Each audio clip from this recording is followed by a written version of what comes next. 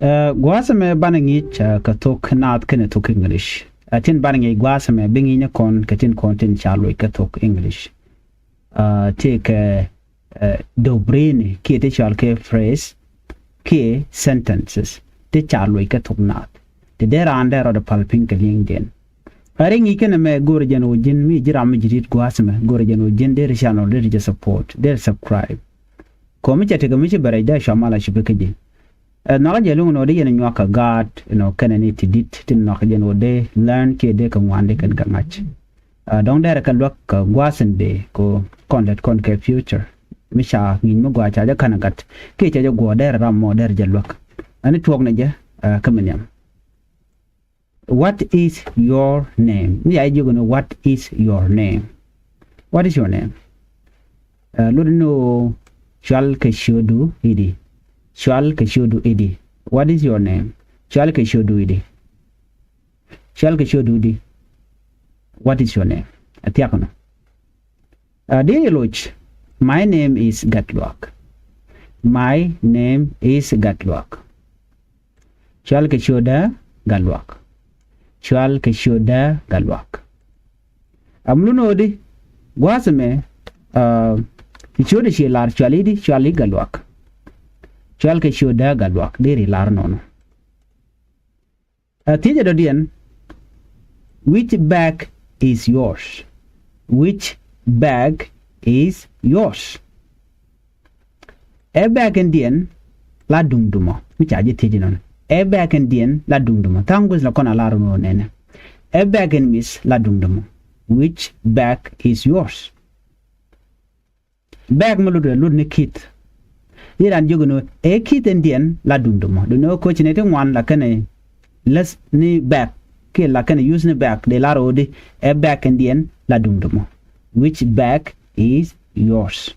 E back indian la dumdumo. The red one is mine. The red one is mine. Ulo nodi. Min there a jendunda. The red one is mine. Min there a jeladunda. Ki men lual ajala dunda. Men der ajala dunda. Ki men lual ajala dunda mo. Dere lar nono. Tija do dian guasame. Which pencil is his? Which pencil is his? Guasame tiga rana odi. Ara charge dian la dunda mo. Ara charge dian la dunda mo. Ano dere lar no. Ra charge. Rashaj indian la dundamo. Ala pencil lurene pen jat. Ki e pen jat indian la dundamo. Which pencil is his? La is guas memaloda lurene wood. Raja ke kwiwuda. Ke mel shale wood. Mishi is CNN. Bingaje no rai naka kwiwuda. Rashaj indian la dungudamo. Ki rashaj indian la dungdolamo. Mil shalar no which pencil is her.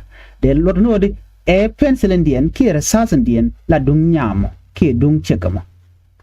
Which pencil is his? Lo nodi Rashaj Indian la dungdamo. Which awe nene? The long one. The long one. Min barijan. The long one min barijan. When will you come? When will you come? Nguludamo. Biben ine. Tangon de kon larno nene. You kakon jin biben ine. When will you come? Jin biben ine. Diri lar no. Ka duob dan dong der chup. Loik nat keja.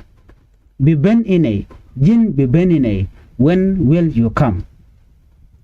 I will come today. I will come today. Ulunodi. Beben en wale.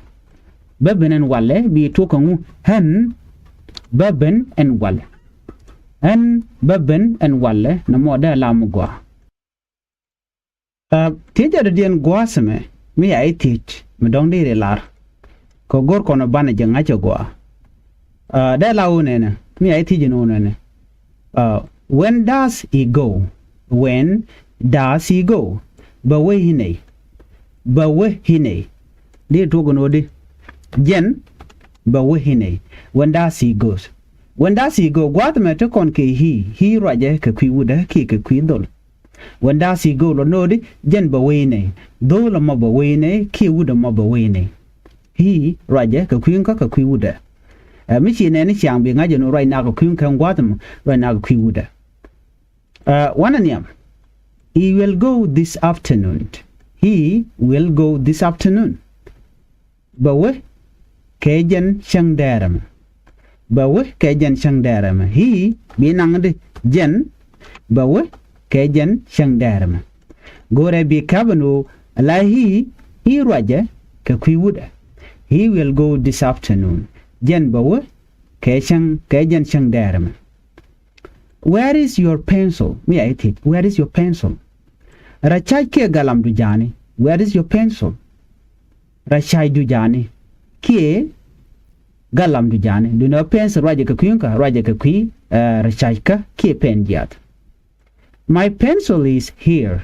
my pencil is here rachai ke galam da jana gwasame rachai da jana gwasame my pencil is here lunodi rachai da jana gwasame here raja ka gwadame she her raja kanyal baname here lunodi gwadana tidwor titin rachai da jana gwasame my pencil is here where does he live where does he live Shenga gwas Indian gwadame bukola rodi jen Shenga gwas Indian jen shenga gwas Indian where does he live Wuda mo shenga gwas Indian dole mo shenga gwas Indian galwak shenga gwas Indian nyalwak shenga gwas Indian tato kamwande ran kangach where does he live jen shenga gwas Indian he lives with his family he live with his family jen shenga kel kene jidware jen shenga kel kene jidware he live with his family jen shenga kel kene jidware who is this man who is this man ajen nga en wudeme who is this man ajen nga en wudeme who is this man ajen nga en wudeme namo dere gwano deran dere jangat menjak he is Mr. Gatkot he is Mr. Gatkot ajen Mr. Gatkot ki ajen Gatkot ajen gwadran ban bingi dan be chongtinena me jirambe mo me jidit gwasame kan Nuer Language School gorjen o der channel der support gorjen o der subscribe kadir nyok ban e koken kwaje nyot gat kan ne tidit ram no go dong der tok der jangat kajen channel me la tung na la jangi kitin chetke a e o u kana aba shada he kan bana tong Nuer dial bana chek jot ken bana yuali re bana la ka ngi ke gwasame ne wona ke translation do bdan de der anda to kawai ne der jangai ke ja gwa an ban nyoje kan ni dodien biya ta kamal bye bye